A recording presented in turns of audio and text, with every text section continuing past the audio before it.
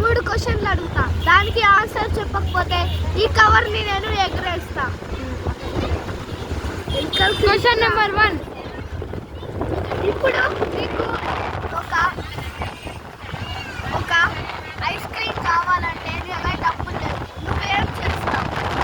నేనా దొంగతనం చేస్తా. Correct answer. Second answer.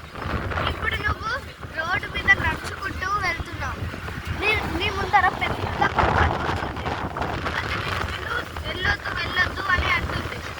అప్పుడు నువ్వేం చేస్తావు? దాని కాలు పట్టుకొని బతిమాడేస్తాను. Wrong answer. నువ్వేం చెప్పాలా?